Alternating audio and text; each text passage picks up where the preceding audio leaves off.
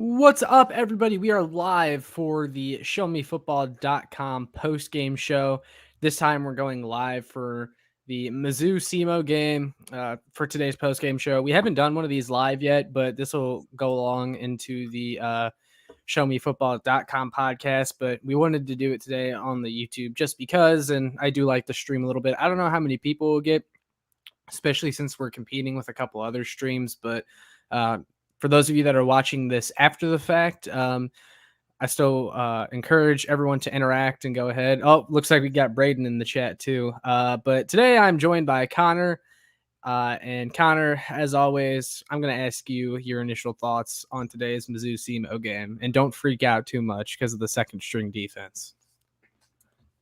Well, I mean, I don't really know what there is to say about this game because the entire concept, the entire matchup is just kind of set up for pessimism for Mizzou. Just because, SEMO is an 0-3 FCS team, we are on such a completely different stratosphere than SEMO that the fact that they scored at all is a major red flag. And so there's not really much to be excited about considering the fact we should have won this game by 100, which I don't even know why it was on the schedule because of that.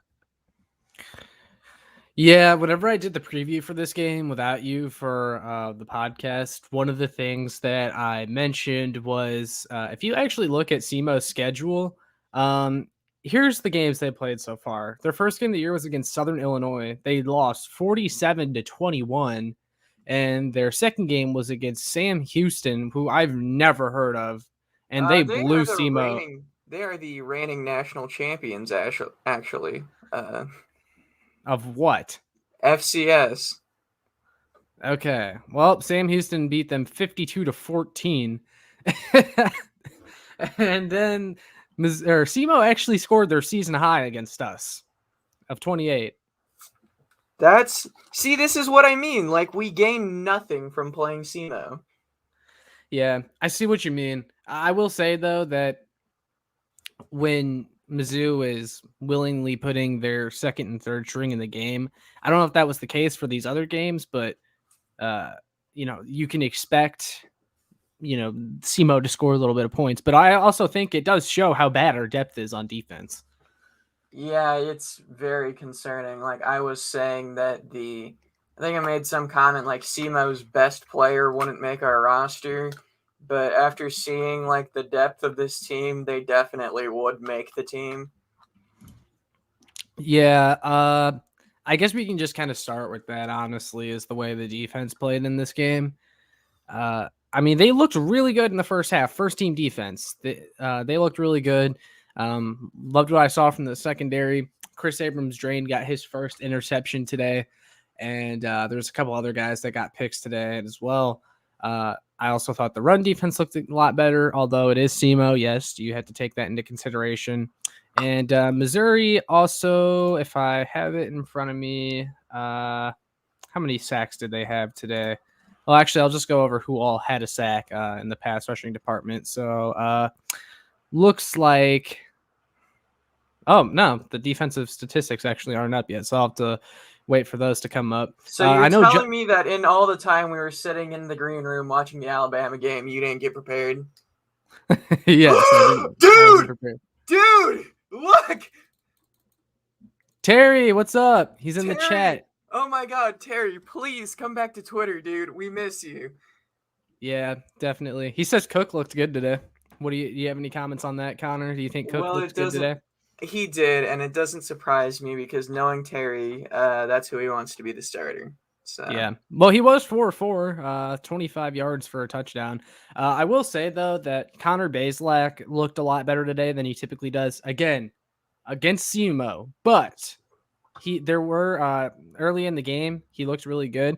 And then later on, he started missing like these really easy throws that he should have been completing. And the broadcast mentioned it. I think something happened to his throwing arm. I don't know if it was like his elbow or his hand, but like he was shaking it around and it was looking iffy for him. So I think the reason for him missing some of those throws later in the game was because he was hurt. But besides that, 21 of 30 today for 346 yards and 3 touchdowns. And Bazelak already has thrown for more TDs in the first 3 games this year than he did all of last year.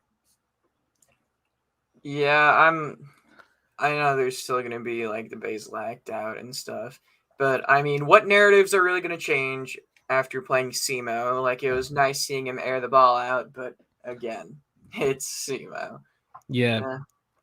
I know we kind of, since we answered Terry's question, we kind of dipped into the offense there, but going back to the defense, and Eric says it in the chat, he says Steve Wilkes is not good. See, this is where I'll push back because I am a Steve Wilkes truther.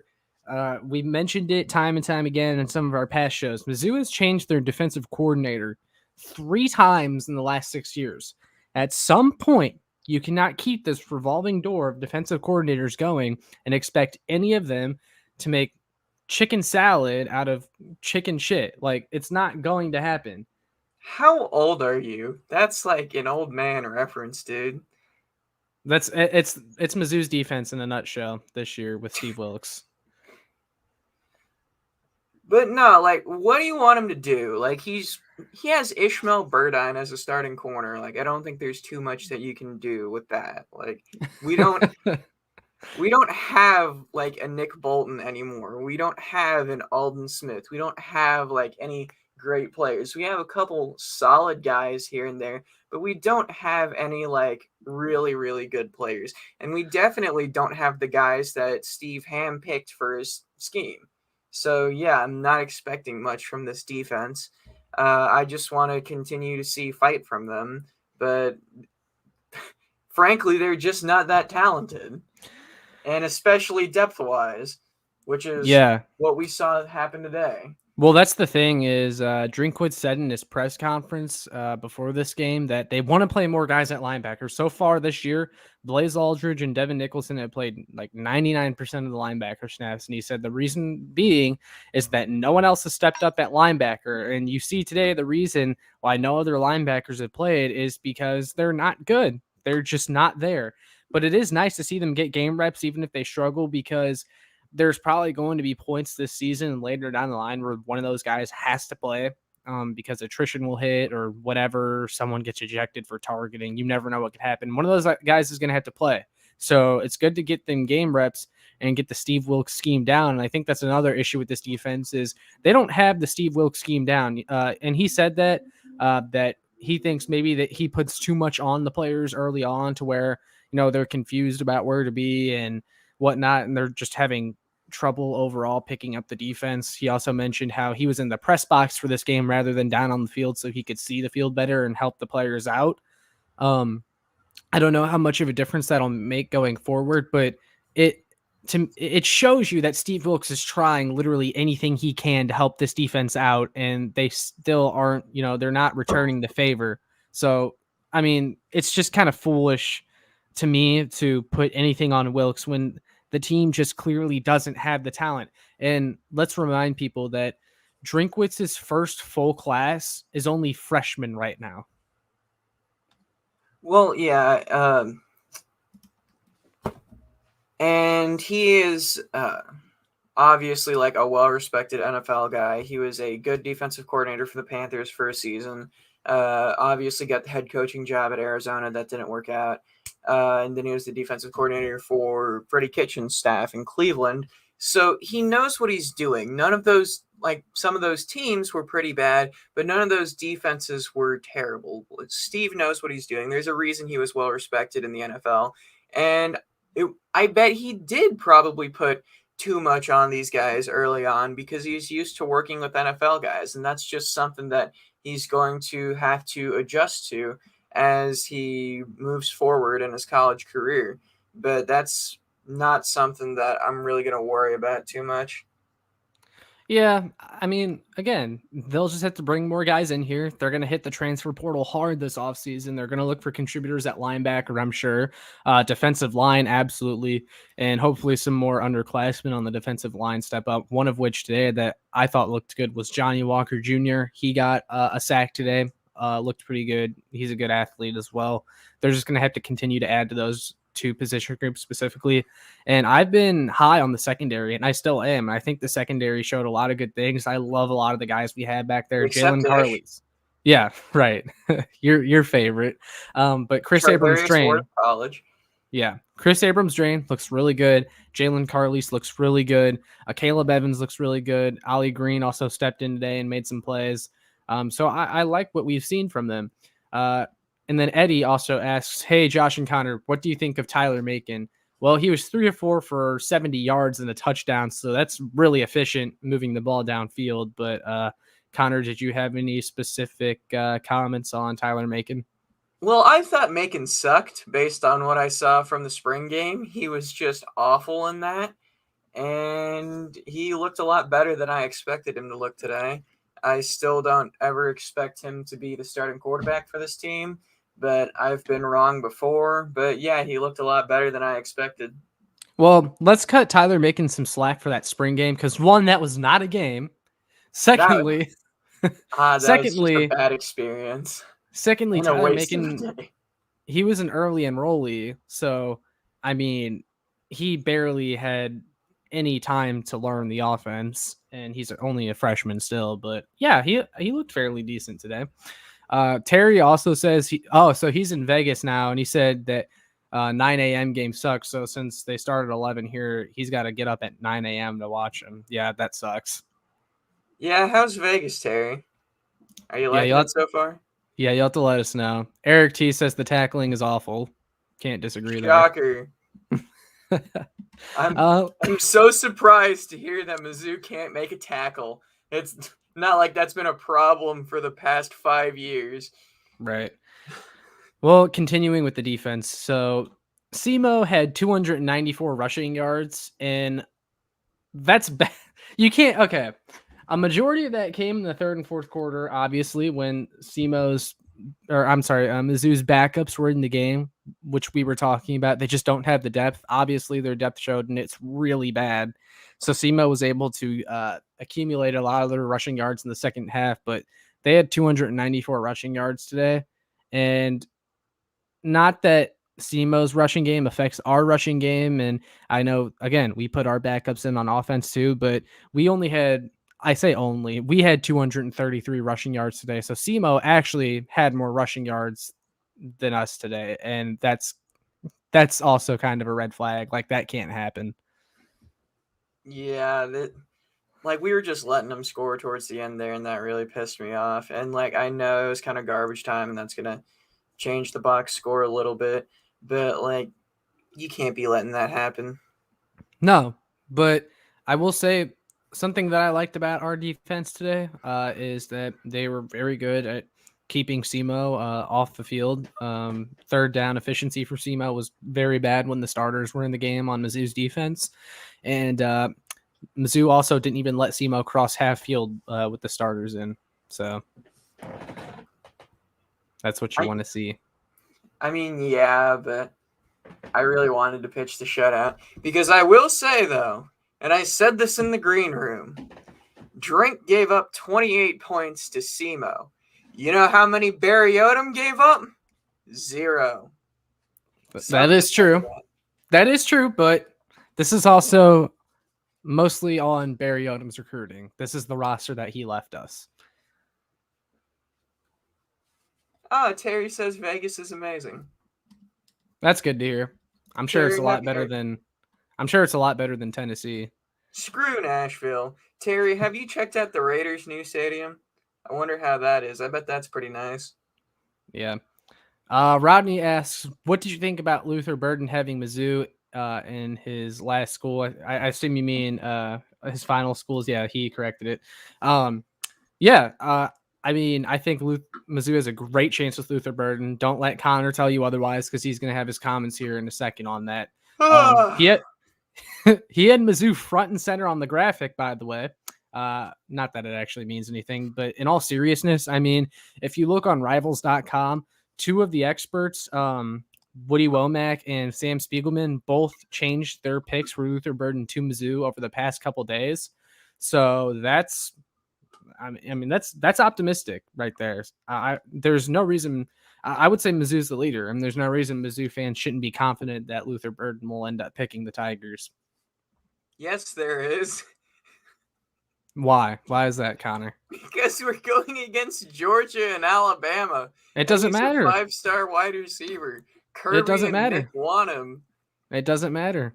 Drinkwitz is undefeated against Saban in recruiting. That's not going to last forever. I know. But no, I mean, he's the hometown guy. He's visited Mizzou several times, like 3 or 4 times over the past several months. His family reportedly loves Drinkwitz. He really likes Drinkwitz. Does. That doesn't mean he's going to come.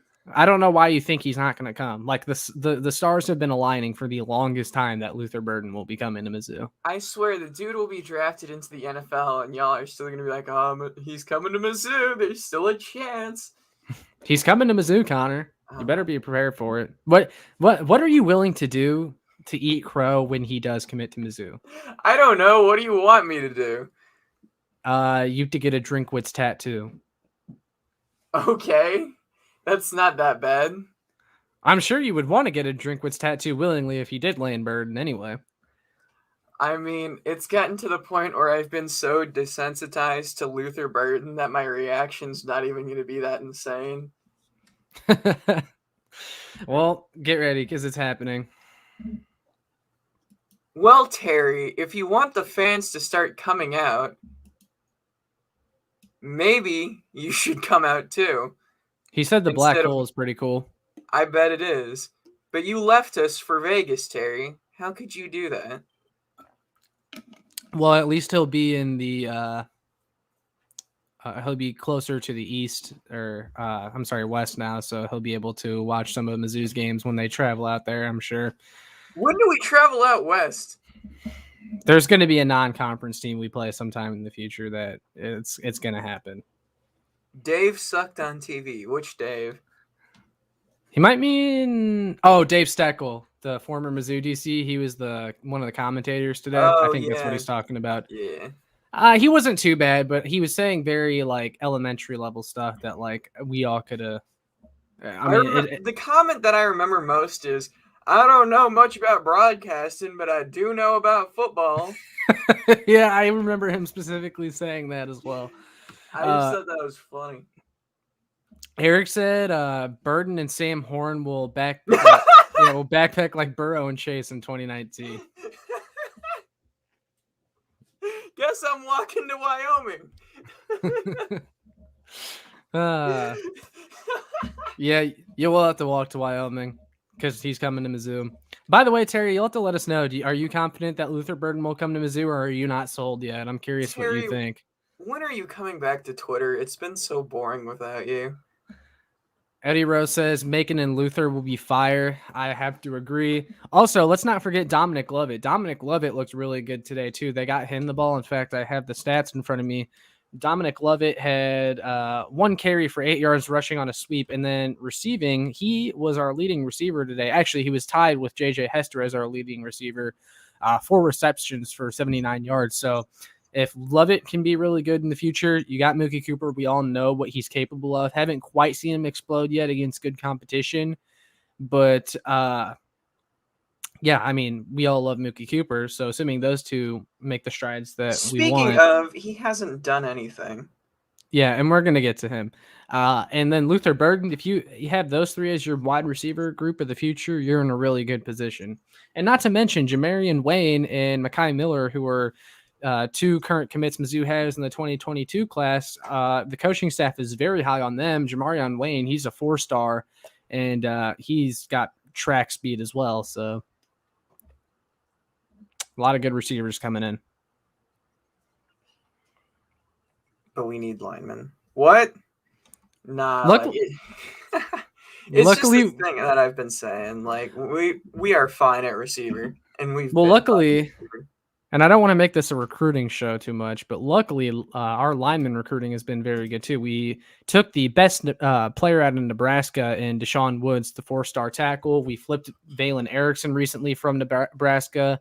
We also have the Armin Mambuo. I think that's how you say his name. He's very athletic offensive lineman. I think he'll play guard. I mean, this class on the offensive line is looking pretty good too. Michael Cox did look good. He did. He had a nice touchdown run at the end of the game too.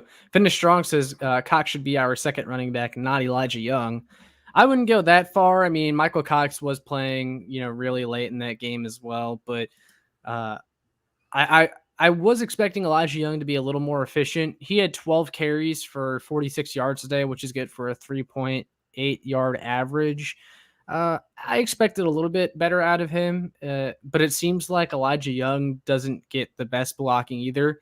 I think we're so used to good running back play from Tyler Beatty that when Elijah Young gets the ball, we're a little overwhelmed. But we have to keep in mind that Elijah Young is still growing as a player, and he's no Tyler Beatty, at least not yet. Maybe in the future he could be close to the player Tyler Beatty is, but Elijah Young just isn't there. I got kicked off for calling some guy ugly. Well, dog, can you make a new account? He might have gotten IP banned. Oh, man. Do you have any takeaways for Elijah Young? No, I'm mostly paying attention to Terry. But I like all our running backs, dude. But I will say this about Michael Cox. I thought that he was one of those like random players that people were just hyping up because they were bored. But he did have a good spring game, and I've liked everything I've seen from him so far. So I'm a big Cox guy. He's someone that's never going to get carries, but when he does get carries miraculously, he looks really good when he does. I'm trying to think of an example that like we have on the Chiefs or something like that. It's like Darrell Williams. Like Darrell Williams gets more snaps than Michael Cox on the Chiefs. Obviously, it's not a really fair comparison. But Darrell Williams, like he never gets snaps when like the top two guys are healthy. But when attrition hits the Chiefs and they have to let Darrell Williams get the ball, like he just looks good. You kind of missed my joke there, but we'll keep moving. Yeah, Eric got it. Eric got it. I see it now. Yes, sir. But he did have 5 carries for 75 yards today. So that's a 15-yard per carry average. It's pretty dang good. Dog, I can't wait till we have a backfield tandem of Michael Cox and Taj Butts. It's funny because last year, if you go back to, if anyone ever here watched Gabe DeArmond's post-game show. Thank you, Eddie. He said, there was someone that called into a show and he was like, "Did you see Michael Cox today? Michael Cox looked really good." And Gabe thought it was a joke. Gabe was like, "I don't know if you're just trying to get me to say Cox or what."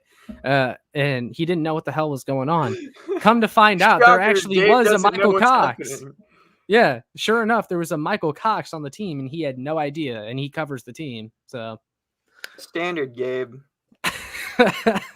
Nah, it's all in good fun though. Eddie Rose says, "What year do you think we'll win the East again?" That's a really good question. Not this year, obviously, not next year, but the year after that, I think will be the year. Like by then, Drinkwitz is going to have 3 full classes in here. Transfer portal, they're going to hit that a few times, and this roster is going to be almost like all his players. So I think by then you're going to have to start expecting some results, right? I should hope so. But yeah. No, I'd say maybe like year 4-ish, year 4 or 5-ish. I mean, let's be honest. Georgia is always going to be more talented than Mizzou. They're always going to recruit better than Mizzou, even though Mizzou has been recruiting incredibly lately. Georgia's always going to be a tier up on Mizzou in recruiting. But if it's one of those times where, because Georgia, they're notorious for choking, and they always have like just these mind-boggling losses. Like a couple years ago when they lost to South Carolina. Like if you catch them on a year like that, and you're both Mizzou and Georgia are like 5-1 at one point in the season, and you just hold on to beat Georgia maybe on your schedule, like, yeah, they could win the East as easy as that. Mizzou's one of those teams where our season's either going to be made or broke by luck. Like, it's just going to be like, we need someone to luck out and beat Georgia. And Georgia beat Clemson. So I don't know if we're really going to get that luck anytime soon. Right. Going back to the game a little bit, though, I wanted to talk about the offense a bit more. Obviously, we touched on Bazelak already. He looked a lot better against SEMO, but nonetheless, he looked pretty good. Rushing, Tyler Beatty was the leading rusher. I'm actually surprised Tyler Beatty played as much as he did. He should have been pulled out of that game way before. But he had 9 carries for 81 yards and 2 touchdowns. And he also added 2 more receptions for 14 yards in the receiving game. And I actually am writing about this currently as we speak. But Tyler Beatty, if Tyler Beatty, if I can find it, I might have X'd out. Well, I think he has somewhere around like 450 scrimmage yards to start the year. He leads all of FBS in scrimmage yards. And his career high in scrimmage yards is like 820, somewhere around there. He's already on pace to shatter that, and he looks like a top 100 NFL pick to me. I want to replace Clyde with him. Yeah, 100%. Tyler Beatty is a modern NFL running back. I mean, he's a great receiver. Game-breaking speed. He can flip a game at any moment, and the clutch gene from him is something. It's an intangible thing that only a few players have, but he just can change the game in an instant. Yeah, I've always been really big on Beatty, and I'll continue to say it every week because he continues to prove me right. I always thought he was the best running back, even when we had Crockett and Roundtree, and I'm going to state that every single episode because he continues to prove me right. Go back and listen. I said I was a Beatty guy way back when. He has never gotten like a bulk of the carries or touches. Like there's been games where it's like, man, why didn't they use Tyler Beatty more? It just doesn't make any sense. And I tend to agree. But in the long run, it's going to be better for Beatty going into the NFL because what teams like is running backs that don't have a ton of miles on them. And Tyler Beatty doesn't have a ton of miles on him. And he doesn't have an injury history. And he's going to be going into the NFL he's going to be a set of fresh legs. And that goes a long way. True. But that really doesn't help Mizzou now, does it? No, it doesn't. But we call him Bailout Beatty for a reason. Kentucky, he was also one of the only reasons we were even in that game. Arkansas last year when we were down, I think, 14 or 16, something like that. He had a touchdown that instantly brought us back in it. I was thinking the game was over, and that was the game that a Barry Odom team loses. They roll over, and that game is done. But Drinkwitz teams, they fight a lot harder than Odom teams ever did, in my opinion. Like, they're never out of it. You mentioned the Kentucky game last week. Let's just check in on Kentucky football real quick. Yeah, how are they doing? Oh, look. They only beat Chattanooga by 5. Chattanooga did better against Kentucky than we did. Chattanooga probably has a better defense than we do as well. I know nothing about Chattanooga other than their 1-2 and an FCS team. Who did Chattanooga play this year? Yeah, Austin P. They lost to Austin P. and they beat North Alabama. Wow. They are not a good football team, and they did better against Kentucky than we did. That pisses me off. That's something. Looking at the receivers today, though, I'm trying to keep it on this game, but we're talking about so many other topics. Well, because this was a boring game against an irrelevant opponent. That's true. I did want to talk about some of the other receivers real quick. I was glad to see J.J. Hester finally get involved. 2 receptions for 79 yards and a touchdown. Mookie Cooper finally had some big plays today. 4 receptions for 64 yards. I was disappointed in Mookie Cooper thus far, although he has been dealing with injury, but he had a really nice catch in traffic today, which was nice to see, and he showed off his speed a little bit and route running on that play. Faked out to his right and then started to run kind of that slant post route. And Connor Bazelak put the ball in a perfect spot for him. It was a really nice play. Chance Looper, 2 receptions for 60 yards. Kiki Chisholm had 5 receptions for 50. One thing I will say about Kiki Chisholm is I was really hoping we'd see more of the Kiki Chisholm that we saw at the end of last year. and he just hasn't been that yet. And I've actually been disappointed with how much he drops the ball. He's had a lot of drops. Dare I say Mookie Cooper is the Mizzou equivalent of Sammy Watkins? No, we're not at that point yet. Stop drawing Chiefs equivalents to Mizzou. We Speaking do it of too much. Chiefs, Eric T says save Beatty to replace McKinnon and Darrell to not piss off the CEH homers. You see, I would, except for I hate CEH homers, and I actually like those other two running backs. So any Clyde truthers can kick rocks, replace them with Beatty. I'm on board. Terry asks, where's the kid from St. Mary's going? He's talking about Kevin Coleman, the 5-star wide receiver, also out of St. Louis, St. Mary's High School. To be honest, I think he's a Florida State lean right now. He's visited there twice, and apparently he really likes Florida State. However, they lost to Jackson. Jackson State, right? I heard a rumor. Yeah, I heard a rumor that after they lost to JMU, a lot of recruits took a step back and were like, hold on a second, is this really where I want to go? So that's Florida State in a nutshell right now. So I don't know. I would say Florida State is the leader, but we'll have to see if that remains true after their rough start to this year. They may lose out. I feel like Florida State has to kind of regret picking, who was it, Mike Norville over Deion Sanders. Yeah. Although I think Deion Sanders likes where he's at now, but I think he would have taken the Florida State job if offered. From my understanding, he wanted that, and because he didn't get it is why I said, okay, screw you, I'll go to Jackson State. And then they end up beating him, or he ends up beating them. No. Jacksonville State beat them. Jackson State is in Mississippi. Oh, sorry. I thought you were talking about Jacksonville State. No. I'm talking about Deion Sanders at Jackson State because he was supposed to get the Florida State job, but they got Mike Norville. Yep. Yeah, and I kind of like the Mike Norville hire for FSU at the time, but it hasn't been great so far. Yeah, it could not have started off worse.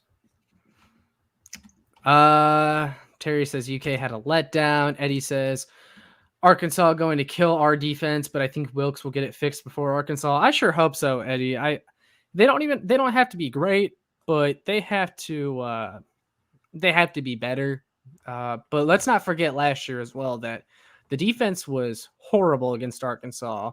What was the final score of that game? Like 54-51? Wasn't it like? Am I correct? I think it was like 49-50. Let me check. 49, something like that. What I was gonna say is that we essentially gave up to 50 to Arkansas last year, so it's a low bar to clear for last year's game. So if Mizzou can hold them to like, I don't know, 38, and then just let Drinkwitz own Odom again, then they'll be all right. Yeah, it was 48-50. Okay.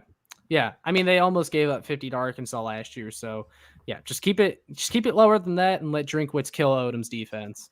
That shouldn't be hard. No. That was my favorite game last year. Just the swagger that he had to just send Mevis out there knowing he was going to win the game. And Arkansas tried to ice him, I think, too. And he didn't care. The thicker kicker is unbeaten, which you've seen that t-shirt, right? That he released? No, I did not see it yet. I'll send it to you, but with the NIL thing, like these players are getting merch and stuff. And the first one I think I'm going to get is Mevis made a thicker kicker shirt. And I really want it. At least he's able to capitalize off of that. Oh, yeah, it's awesome. I'll go ahead and send it to you real quick. But what else do you have to say about this game? Because there's one last thing I want to talk about. Well, speaking of thicker kicker, he was perfect on extra points today and was 1 of 1 on field goals. So I mean that can't go unappreciated. How reliable of a college kicker that he is. Nah, he's great. And yeah, I mean, there's not too much else to say about this game. Injury-wise, though, I think Darius Robinson was the only serious injury from today's game, if I'm correct. He had an ankle injury, but sounds like it's not too bad. And then Ennis Rakeshaw and Case Cook both didn't play. I think that was precautionary. They were both questionable heading into this game. It was good to rest them, but they'll be getting those two back next week, I assume, going into Boston College. We can preview the Boston College game a little bit if you want to. But I heard Dave Steckel mention on the broadcast, and I hadn't even started my research on Boston College yet, but apparently their starting quarterback is hurt now. Is that correct? How would I know that? I don't know.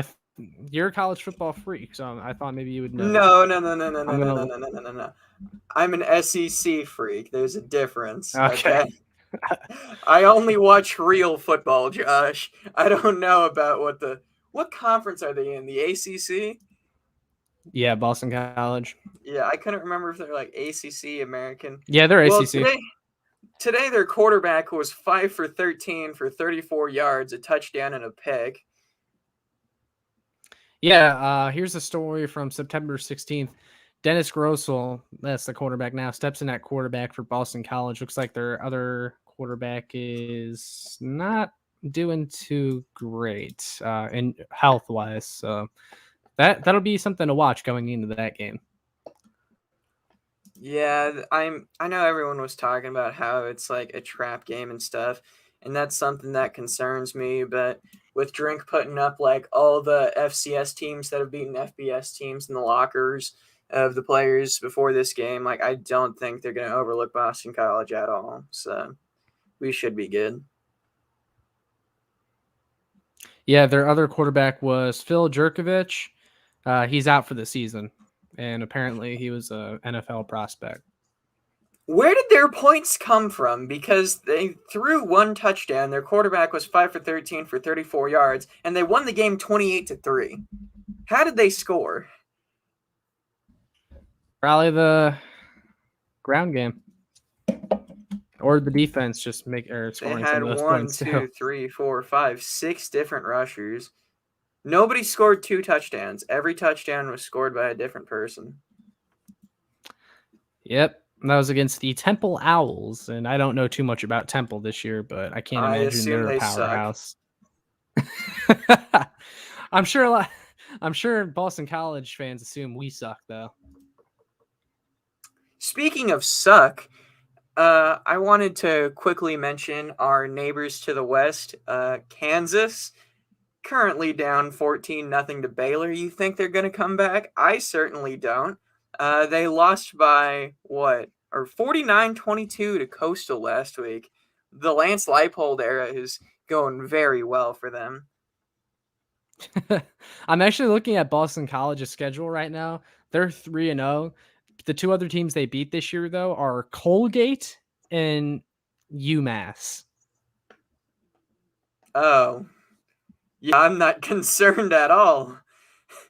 And they allowed 28 against UMass, and if I can find UMass's schedule, they lost to Eastern. They're losing to Eastern Michigan right now, 21-0 in the second quarter, and they lost to Pittsburgh 51-7.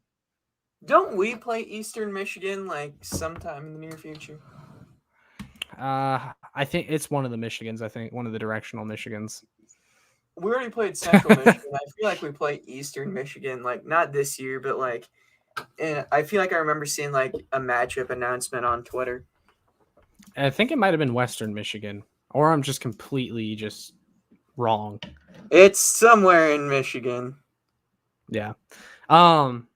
Yeah, I mean, there's not too much else to say about this game. It's SEMO. Defense still a concern, obviously. We saw Mizzou doesn't have a lot of depth today. I thought this was a good game for the offense to get back into a rhythm and get some other guys involved.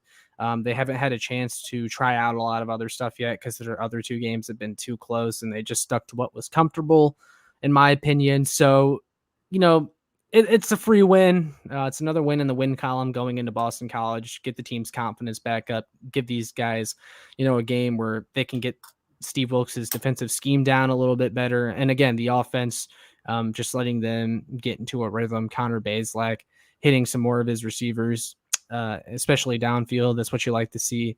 But Connor, I know you asked, and if anyone else who's watching has anything to say about this game or questions, comments, please leave them, and we'll interact with them. But I know, Connor, you wanted to say something if you were done talking about the game, and there's not much else for me to say about this game. So what did you want to talk about?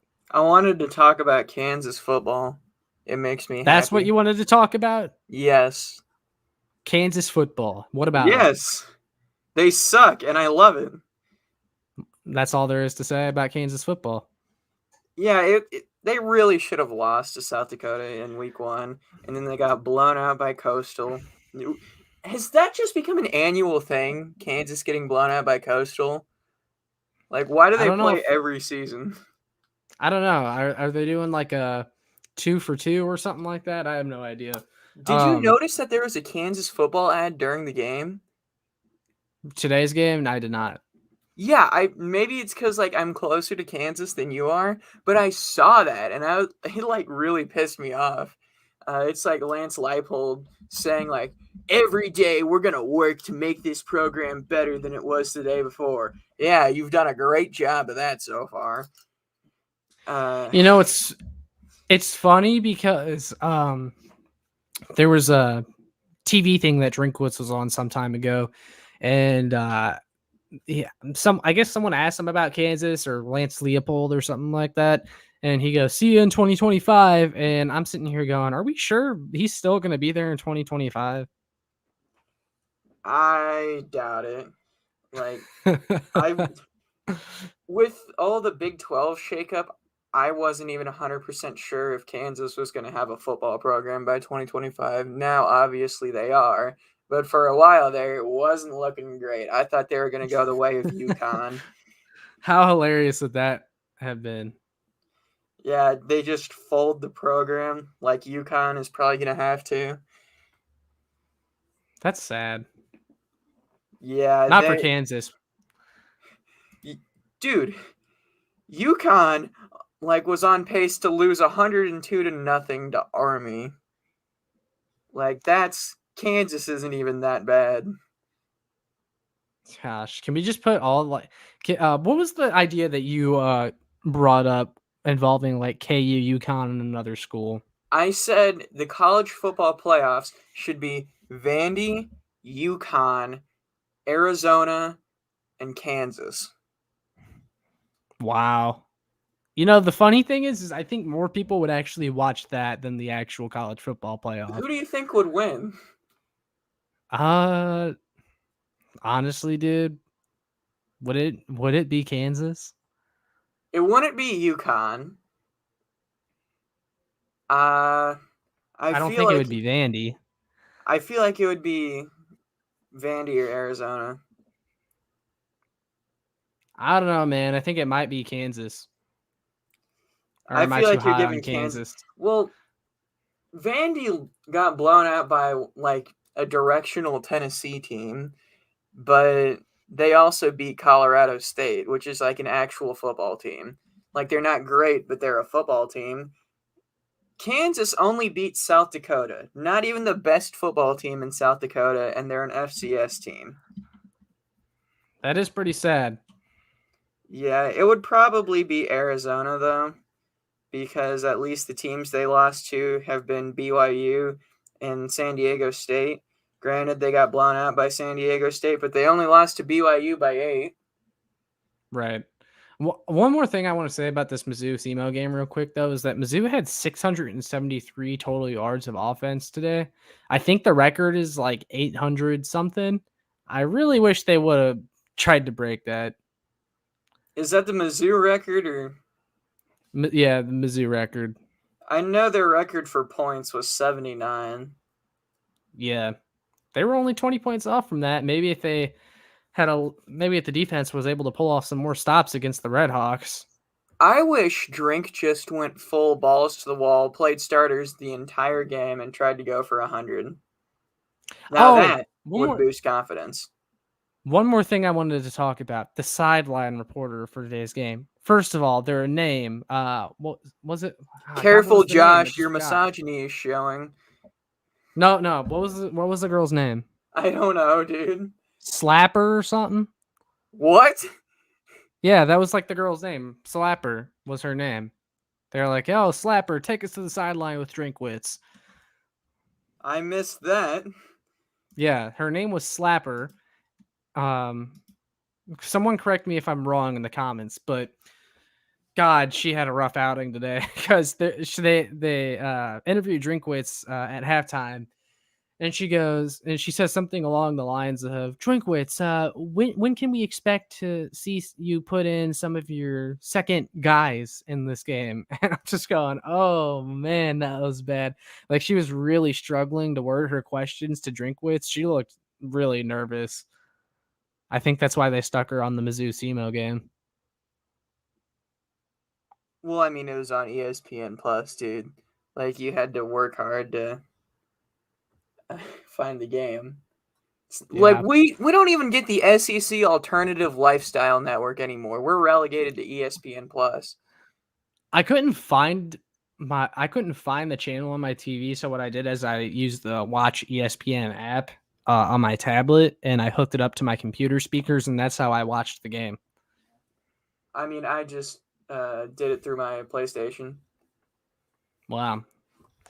Eddie Rose says, "What about the Oklahoma-Nebraska game today? Nebraska sucks." I think that's all that needs to be said. Is that program dead? Yeah, it's dead in the water. How has Scott Frost not been fired yet, by the way? Is Nebraska even an appealing job anymore? Their fans, they're kind of like Tennessee West, because they have like this rich tradition and history, but they're just so far gone from what they used to be. Their fans still think the program has it, and they just don't. Like, they just suck now. I'd say they're like Texas North. But they're all the same program, Texas frankly. North. Right. Yeah, Eric says her voice was annoying. Yep. That's a misogynist. We got to ban him from the chat. Well, I mean, to be fair, like, this is below the SEC Alternative Lifestyle Network, so I really wasn't expecting much. I'm just kidding, Eric. I'm not actually banning you from the comments, but is there anything else you have to say about this game? I mean, Are you saying you're pro-misogyny, Josh? No, that's not what I'm saying. I'm just not going to ban him for that comment because I don't necessarily disagree. And her name was Slapper. No, there's no way that's what her name was, dude. Yes, dude, that was her name. Someone prove to me in the comments, like, her name was Slapper. Can someone confirm that? No, dude, I'm not kidding. I swear to God, dude, her name was Slapper. Let me look her up. That's not a thing. I swear to God, I have to find this. No, her dude. name was... I'm about to, like, rewatch this game just to check that. Did this dude just leave? Well, folks, I guess it's my show now. Make sure to follow at NotPrimeConnor on TikTok, because I'm too lazy to edit videos and make my own content. So that's why I mooch off of Josh. Oh! I got knocked out of the stream. Yeah, it's my show now. I'm going to look this up, though. Terry, you kind of got significantly worse since then, so I'm not going to put too much merit into that. I gotta find this. Swear to God, that was her name. No, dude, that's not her name. Smacker. Smacker was her name. No, it's not. Yep, her name was Smacker. Where on do the you see broadcast that? today, they said it. It was on this video that I'm seeing. Smacker. Show me. Oh, God. Dude, well, I like, gotta you find it should on be able Twitter. to pull it out on Streamlabs. Let me see. Someone has to confirm it in the comments, man. I'm not gonna believe that, dude. Yeah. Here. The sideline reporter's name is Smacker.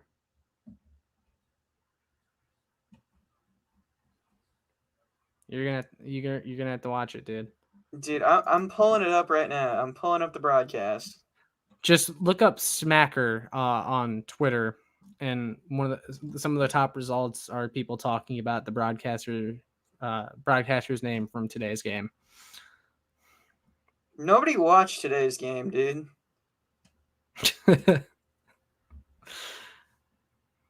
But dude, this is a bunch of Macon. How do you spell it? Smacker, like. Yeah, because it's like Stan Twitter. Yeah, so SMACKER. Yeah, like Smacker. I'm not seeing anything, dog. You're gonna have to go and rewatch the game. Dog, if you're on Twitter, just send it to me. I mean, it's just other people's tweets saying the same thing that the girl's name was send one of them to me. I'm not seeing anything. All right, I'll send it to you.